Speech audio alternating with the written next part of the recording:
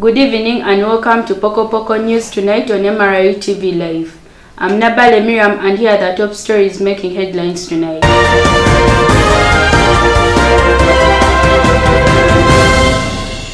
At least 3 killed as flood swamped Thailand's Chiang Mai. US approves $567 million in support for Taiwan. Singapore's ex-transport minister jailed for 12 months in landmark ruling.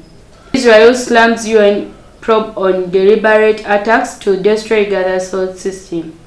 Israel forces again target UN peacekeepers in southern Lebanon.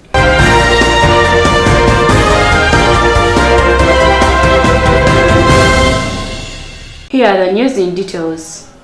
At least 3 killed as flood swamped Thailand's Chiang Mai.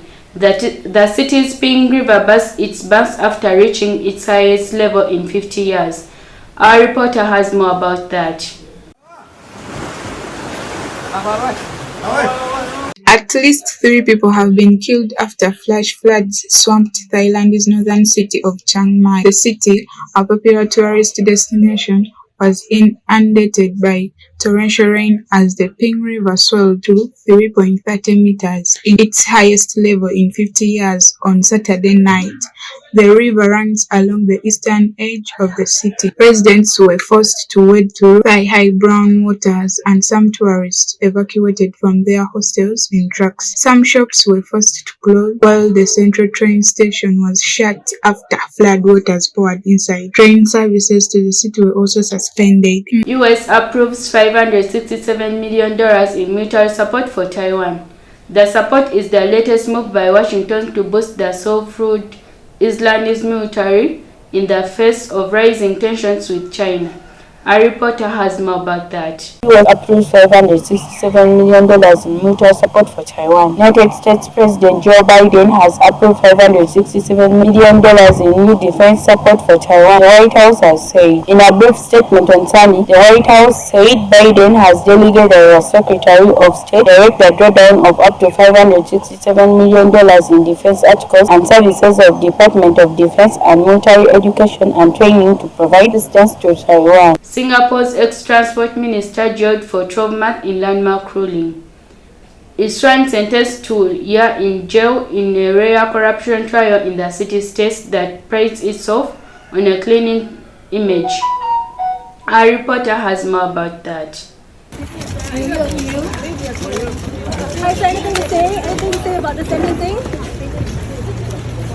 Ex-transport minister jailed for 12 months in landmark. Singapore's court has sentenced a former minister to 12 months in prison for obstructing justice and receiving more than $300 worth of gifts in the Asian city at his first political corruption for nearly a half a century. Swan, who was a cabinet member for 13 years, has held the trade, communications and transport portfolios. He did good last week for 4 counts of improperly receiving gifts and one of the obstructing justice. The sentence handed down on Thursday was more severe than the 6 to 7 months caused by the prosecution, which presiding judge Vincent Hong said was manifestly inadequate given the gravity of Islamist offenses and their impact on public trust. Israel slams UN probe on deliberate attacks to destroy Gaza's health system.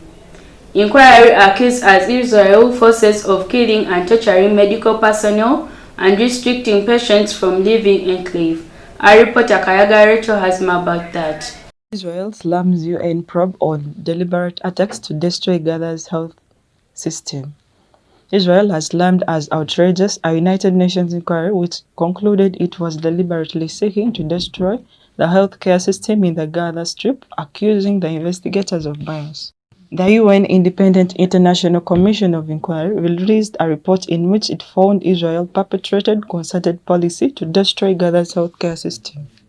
It said the country was committed war crime and the crime against humanity of extermination with relentless and deliberate attacks on media personnel and facilities. In a statement from its mission in Geneva, Israel on Friday firmly rejected the allegations. The latest report is another blatant attempt by the Kano to delegitimize the very existence of Israel and obstruct its right to protect its population. while covering up the crimes of terrorist organizations, the statement said.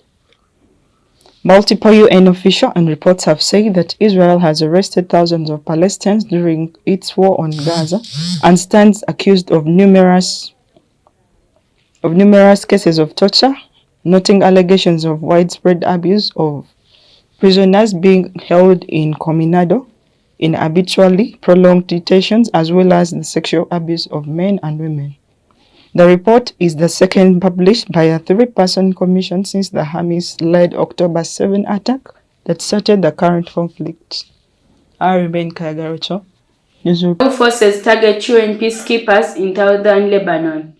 2 wounded in the attack on UNIFIL's headquarters in Nakwa a day after 2 Indonesian peacekeepers were injured. Our reporter Kayagarecho has more about that. Israeli forces again target UN peacekeepers in southern Lebanon. The United Nations Peacekeeping Force in southern Lebanon confirms that its headquarters in Nakra were hit by explosion for the second time in 48 hours, a day after Israeli forces struck the position. 2 peacekeepers from the UN Interim Force in Lebanon, UNIFIL, were injured after 2 explosions occurred close to an observation tower, the UN mission said in a statement on Friday. This is a serious development. UNIFIL interrelates that the safety and security of UN personnel and property must be guaranteed and that the inviolability of UN premises must be respected at all times, it added. The organization also said several T-wall at our UN position 1 to 31 near the Blue Line in Laboni fell on Israel military caterpillar, hit the perimeter, and Israeli tanks moved in the proximity of the UN position, referring to the demarcation line between Israel and Lebanon. Our peacekeepers remained at the location, it said, adding that additional peacekeepers were sent to reinforce the position. UN peacekeepers in southern Lebanon have long played a critical civilian protection and humanitarian role, said Lama Faki, Middle East and North Africa director of the New York-based rights group. Any targeting UN peacekeepers by Israeli forces violates the law of war and dangerously interferes with the UNIFIL civilian protection and aid work. I remain Kagarecho, news reporter, MRI. Thank you for watching MRI TV. Stay tuned.